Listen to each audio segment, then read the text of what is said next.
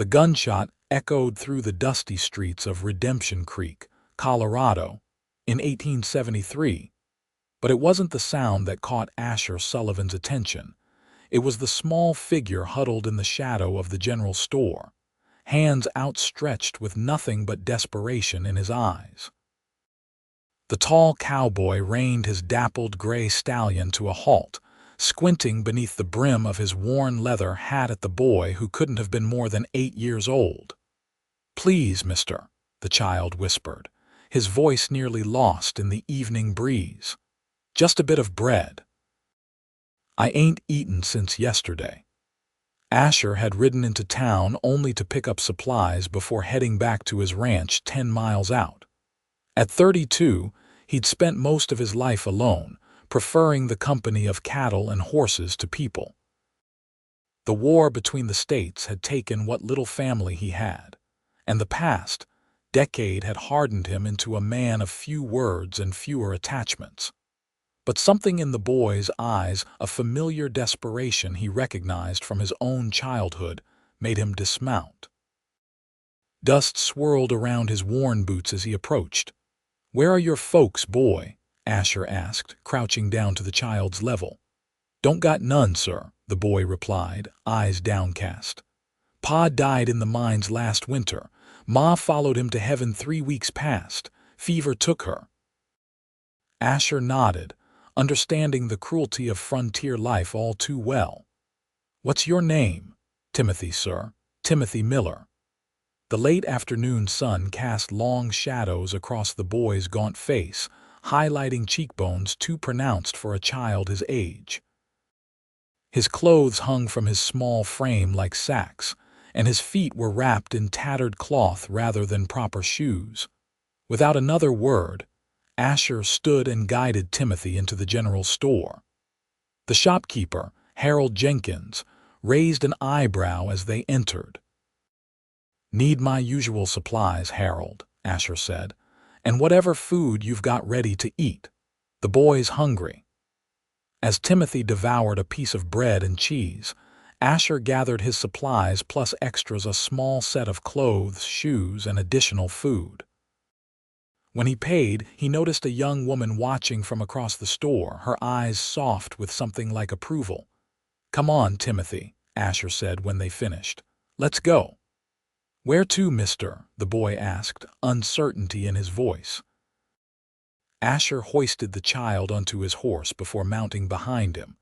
With one arm secure around the boy, he took the reins in his free hand and said words that surprised even himself. "Home, son. You're my son now." The ride to Asher's ranch was mostly silent, with Timothy eventually falling asleep against the cowboy's chest. Asher contemplated the impulsive decision he'd made. He knew nothing about raising a child, but he couldn't bear to leave the boy to the mercies of a mining town that had already taken his parents. Sullivan Ranch wasn't grand, a modest 2-bedroom cabin, a sturdy barn, and about 50 head of cattle roaming the 100 acres of land he'd purchased after years of working as a ranch hand. It was enough for a man alone, and now, perhaps, enough for two. As they approached the cabin, Timothy stirred. "Is this where you live, mister?" "Asher," he corrected. "And yes, this is home." The boy's eyes widened as he took in the sight of the small but well-maintained ranch. "All of this is yours." "Ours now," Asher replied, surprising himself again with how right the words felt. Inside the cabin, he set about making a simple supper of beans, bacon, and more of the bread from town. Timothy watched his every move, as if afraid the food might disappear. "Eat as much as you want," Asher told him. "There's plenty more."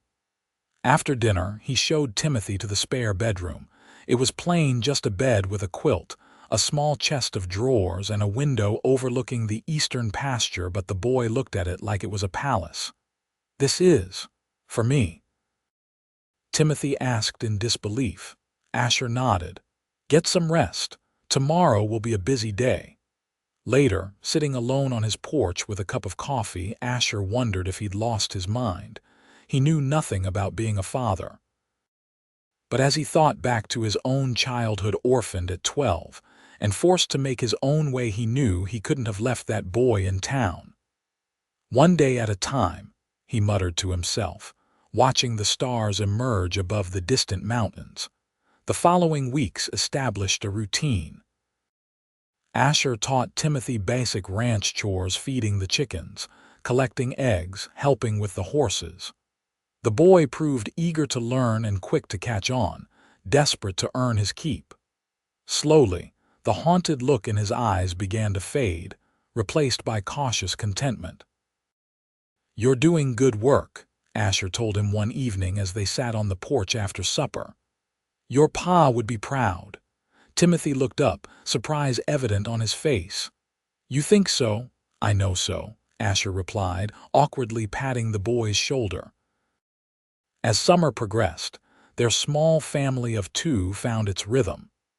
Asher discovered that speaking to the boy came easier than talking to most adults. There was something freeing about Timothy's simple acceptance and honest questions. When August arrived, Asher realized Timothy would need schooling. The nearest school was in Redemption Creek, too far for daily travel. He would have to teach the boy himself at least the basics. "We need books," he announced one morning over breakfast, "and proper writing paper. We'll ride into town today." Timothy's face lit up. Trips to town were rare treats, full of new sights and occasionally candy from the general store if chores had been done well. Redemption Creek had grown since their last visit. The railroad was pushing west, bringing new people and prosperity. As they tied their horses outside the general store, Asher noticed a new sign across the street: Redemption Creek School and Library opening September 1st. Inside the general store, Harold greeted them warmly. "Sullivan, and young Timothy, looking much improved, I see." While Asher gathered supplies, Timothy wandered toward a display of candies. A woman's voice startled them both. "He has your eyes." Asher turned to find a young woman with auburn hair watching them. He recognized her as the same woman who had observed them in the store months earlier. "He's not," Asher began, then stopped. "Thank you, Miss Nora Blackett," she introduced herself with a smile. "I'm to be the new school teacher. That sign just went up yesterday." "Asher Sullivan," he replied, tipping his hat. "And this is Timothy." Nora knelt to Timothy's level. "Hello, Timothy. Do you like books?" The boy nodded shyly. "Pa, Asher has been teaching me my letters. I can write my name now." "That's wonderful." She looked up at Asher with approval. "Most men wouldn't bother." "Boy needs learning," Asher said simply, uncomfortable with her praise. Nora stood, smoothing her simple blue dress. "The school opens next month. It's just 3 days a week to start, as we don't have many children yet. He'd be welcome." Asher considered this. 3 days in town would be inconvenient but manageable. "We'll think on it." As they finished their shopping, Asher found himself watching Nora as she moved about the store, speaking to other customers. There was something refreshing about her direct manner and intelligent eyes. Before they left town, Nora approached them again, this time carrying a book. "For Timothy," she said, handing it to the boy. "It's simple stories to practice reading. You can return it when school starts." Timothy looked to Asher for permission before accepting it with reverent hands. "Thank you, Miss Blackett." "Thank you," Asher echoed, tipping his hat again. Something about her kindness toward Timothy warmed him in a way he hadn't felt in years. On the ride home, Timothy clutched his book protectively. "She's nice, isn't she, Pa?" The word Pa slipped out naturally now, and each time it sent a strange mixture of pride and terror through Asher. The responsibility of it all sometimes kept him awake at night. "She seems to be," he agreed. "Are you going to let me go to school?" Asher sighed. 3 days a week is a lot of riding back and forth."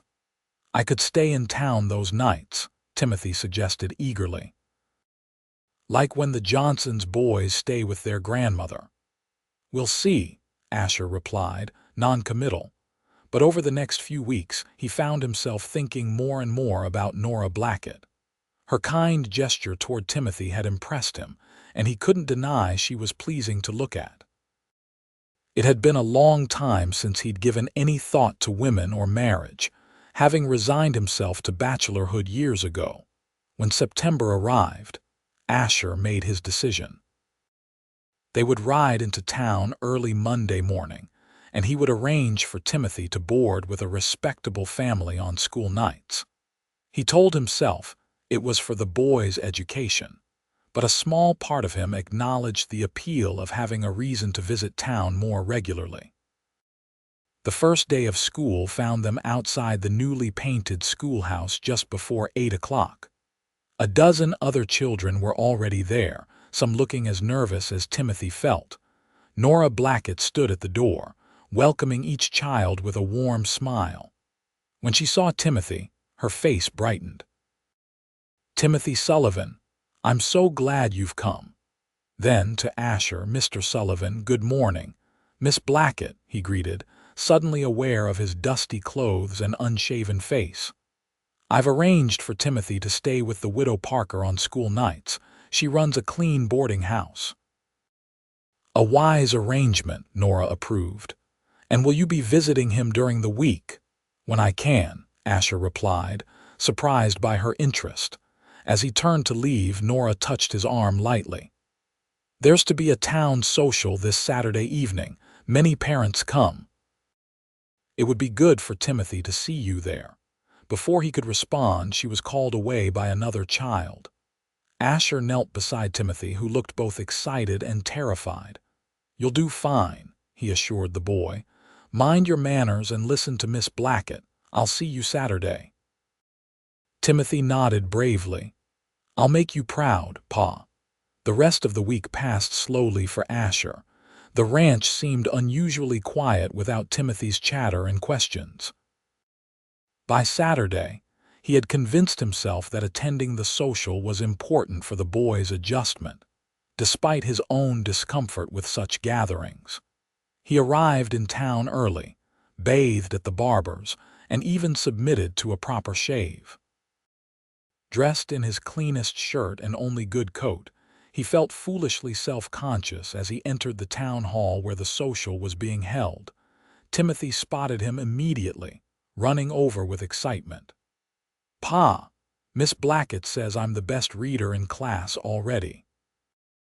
And I made friends with Johnny Parker, he's the widow's grandson." "That's so," Asher smiled, genuinely pleased by the boy's enthusiasm. "Where is Miss Blackett? I should thank her." Timothy pointed toward the refreshment table where Nora stood in a pretty green dress, her auburn hair arranged more elegantly than Asher had seen before. She was speaking with several parents, but her eyes met his across the room, and she smiled. Later, as the local musicians played a lively tune and couples took to the makeshift dance floor, Asher found himself standing awkwardly near the wall. Dancing had never been his strong suit, and social gatherings made him uncomfortable. "Not one for dancing, Mr. Sullivan." Nora appeared beside him, a cup of punch in her hand. "Can't say I've had much practice, Miss Blackett," she laughed, a melodious sound that made him want to hear it again. "Timothy is doing wonderfully in school. He's bright and eager to learn. You've done well with him." "Only had him a few months," Asher admitted. "Can't take much credit." "You saved him," she said simply. "That counts for a great deal." For the first time, Asher told someone the full story of finding Timothy and his impulsive decision.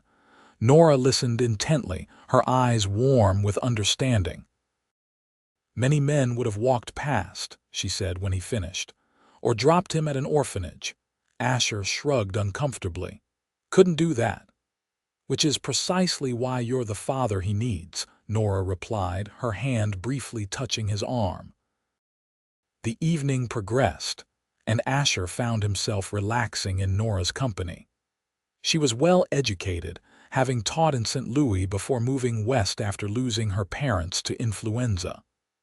Like him, She understood loss, but unlike him, she hadn't allowed it to close her off from the world. As the social wound down, Timothy fell asleep on a bench, exhausted from the excitement. Asher prepared to carry him back to the boarding house. "Mr. Sullivan," Nora said as they parted, "I often take Sunday afternoon walks by the creek. It's quite peaceful there, if you and Timothy should happen to be in town tomorrow." Asher recognized the invitation for what it was. "We just might be, Miss Blackett." That night, at the modest room he'd taken at the hotel, Asher lay awake thinking about Nora Blackett's smile and the way she spoke to Timothy with genuine interest and respect, not the condescending tone many adults used with children. The next day, he and Timothy happened to be walking by the creek just after church services ended. Nora appeared as promised, carrying a small basket. "I thought we might have a simple picnic," she suggested, "if you gentlemen are hungry." Timothy's enthusiastic response made both adults laugh, and they settled on a grassy spot beneath a cottonwood tree. The afternoon passed pleasantly, with Timothy exploring nearby while Asher and Nora talked. "Will you stay in Redemption Creek?" Asher asked eventually. Nora considered the question. "I signed a 1-year contract with the town council after that." She shrugged. "I've learned not to plan too far ahead. Life has a way of changing directions unexpectedly." "That it does," Asher agreed, thinking of how finding Timothy had altered his solitary existence. As September turned to October, these Sunday meetings became a cherished routine. Sometimes they would walk through town, other times picnic by the creek. Occasionally, when the weather was fine, Asher would bring horses, and they would ride a short distance to show Nora the beauty of the surrounding countryside. Timothy thrived under this arrangement, excelling in school and growing more confident by the week. He spoke often of Miss Blackett when at home, recounting her lessons and the stories she read to the class. "I think you like her, Pa," he said one evening as they sat by the fire. Asher nearly choked on his coffee. "She's a fine teacher." Timothy gave him a knowing look that seemed far too mature for his young face. "Ma used to say that when a man can't stop smiling after seeing a lady, it means something special." Asher changed the subject, but the boy's words stayed with him. It was true that thoughts of Nora had begun to occupy his mind at odd moments. He found himself looking forward to their Sunday meetings with an eagerness that both pleased and alarmed him. As winter approached, Asher faced a practical problem. The road to town could become impassable during heavy snow, making Timothy's school attendance uncertain. When he mentioned this concern to Nora during one of their walks, she frowned thoughtfully. "Several of the outlying families face the same issue," she said. "The council has discussed arranging boarding for the children during the worst months." Timothy could stay with the widow Parker, Asher suggested, though the thought of being separated from the boy for weeks at a time troubled him. Or, Nora hesitated, "you could consider wintering in town. Surely someone could watch your ranch for a few months." The idea had merit. His neighbor, old Jim Hayes, had offered to keep an eye on things in the past when Asher needed to travel. The cattle could largely fend for themselves on the winter pasture with occasional checking. "I'll think on it," he promised. A week later, the first snow fell earlier than usual and heavier. Asher made his decision. He arranged with Jim Hayes to check the ranch weekly, packed essential belongings, and rented 2 rooms above the tailor's shop in town for the winter months. Timothy was delighted by this development, especially when he learned their new lodgings were just 2 streets away from the schoolhouse and from Miss Blackett's small house. Town life required adjustment for Asher. The constant proximity of people, the noise, the lack of open space all challenged his solitary nature. But there were compensations. The general store was convenient, the barber regularly available, and most importantly, Nora was nearby. Their Sunday walks continued despite the cold, now supplemented by occasional shared suppers, and, as Christmas approached, evenings spent planning the school's holiday program. Timothy had been given a small speaking part, which he practiced diligently every night. One evening in mid-December, after Timothy had gone to bed, Asher and Nora sat by the fire in his rented rooms, reviewing the program schedule. "You've become quite the involved parent," Nora observed with a smile. "The other fathers are taking notice." "Just want to do right by the boy," Asher replied, though he knew his involvement had as much to do with spending time with Nora as with Timothy's education. "You are," she assured him. "More than you know." Their eyes met across the small table, and something in her gaze made his heart quicken. Before he could respond, a knock at the door interrupted the moment. It was a telegram from Jim Hayes. A section of fencing had come down in a storm, and several cattle had wandered onto neighboring land. Hayes had rounded them up, but the fence needed immediate repair.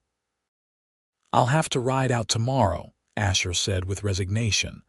"Will you be back for the Christmas program?" Nora asked. "It's only 3 days away." "I'll do my best," he promised, though both knew December weather was unpredictable. The next morning, he left Timothy in Nora's care and rode out to the ranch.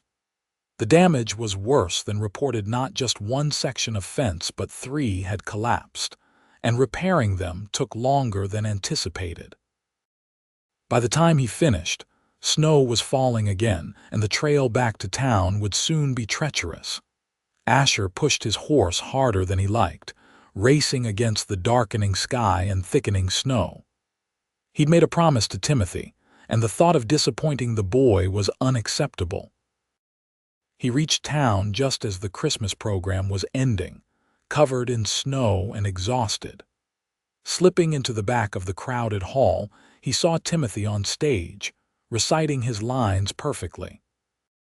The pride that swelled in his chest took him by surprise. This boy, who had been a stranger 6 months ago, now meant everything to him. After the performance, Timothy ran to him, excitement overshadowing any disappointment at Asher's late arrival. "You made it. Did you hear my part?" "Miss Blackett said I spoke clearer than anyone." "You were perfect, son," Asher assured him, brushing snow from his coat. "I wouldn't have missed it." Nora appeared behind Timothy, relief evident in her expression. "We were worried about you, Mr. Sullivan. The storm is getting worse." "Made it just in time," he replied, suddenly very aware of how disheveled he must look. The 3 of them walked back to his lodgings together, Timothy chattering excitedly between them. Once inside, Nora helped get the boy settled while Asher built up the fire. "You should stay," Asher said abruptly as Nora prepared to leave. "The snow's too heavy now. It wouldn't be safe." She hesitated, clearly torn between propriety and practicality. "People might talk." "Let them," he replied, surprising himself with his boldness. "Better that than you freezing to death 20 yards from my door." In the end, she stayed, taking Asher's bed while he slept on a pallet near the fire. As he lay listening to the howling wind outside, he realized how quickly this woman and boy had become essential to his happiness. The next morning, Christmas Eve, the town was transformed into a white wonderland. School was closed for the holiday, and the 3 of them spent the day together, preparing a modest Christmas celebration. Asher had hidden small gifts for both Timothy and Nora. A wooden horse he'd carved for the boy and a delicate silver brooch for Nora that he'd purchased weeks earlier. That evening, as Timothy played with his new horse by the fire, Asher and Nora stood by the window, watching the snow continue to fall. "I've been thinking," Asher said quietly, "about what happens when spring comes." Nora glanced at him. "Your contract with the school." "That's part of it," she acknowledged. "The council will decide in March whether to extend it. And if they don't," she shrugged slightly, "then I'll move on, I suppose. There are always schools in need of teachers." The thought of her leaving created a hollow feeling in Asher's chest. "What if you had a reason to stay?" Nora turned to face him fully, her eyes searching his. "What kind of reason, Mr. Sullivan?" "Asher," he corrected gently. "And I was thinking, Timothy needs a mother." A smile tugged at her lips. "Is that the only reason?" "No," he admitted, gathering his courage. "The main reason is that I've grown mighty fond of you, Nora Blackett, more than fond, and I hope you might feel something similar." Her smile bloomed fully now. "I do, Asher, very similar." He took her hand, marveling at how natural it felt. "I'm not much for pretty words, but I know what I feel. I love you, Nora. Would you consider becoming my wife when spring comes? Being a mother to Timothy and maybe, someday, to other children we might have." Tears glistened in her eyes. "Yes," she whispered. "Yes, I would love that more than anything." From his place by the fire, Timothy watched them with a satisfied smile. He'd known all along they belonged together, just as he'd somehow known that day in town that Asher Sullivan was meant to be his father. Spring arrived with new beginnings. The town council not only renewed Nora's contract, but expanded the school program based on its first-year success. Asher and Nora were married in a simple ceremony at the church, with Timothy proudly standing as Asher's best man. They moved back to the ranch permanently, with Asher adding a new bedroom to the cabin and improving the road to town to make Nora's commute easier. Timothy continued to excel in school, now happily dividing his time between ranch chores and studies. 2 years later, as autumn painted the countryside in golden hues, their family grew with the arrival of Emma Sullivan, a daughter with her mother's auburn hair and her father's steady gaze. Timothy took to his role as big brother with the same earnest dedication he applied to everything. On Emma's first birthday, as the family gathered on the porch watching the sunset, Asher reflected on how completely his life had changed since that fateful day in Redemption Creek. From a solitary existence, he had found not just purpose but joy in the family he'd built, the son he chose, the wife he loved, and the daughter they created together. "What are you thinking about?" Nora asked, leaning against his shoulder as Timothy played with Emma on the porch steps. "About bread," Asher replied with a small smile. She looked puzzled. "Bread? If Timothy hadn't been begging for bread that day, I might have ridden right past him," Asher explained. "Strange how the smallest things can change your whole life." Nora nodded, understanding. "Providence works in mysterious ways." "That it does," Asher agreed, putting his arm around her. "That it does." As darkness fell, they moved inside to the warmth of their home, no longer just a cabin but truly a home, filled with love, laughter, and the promise of many happy years to come.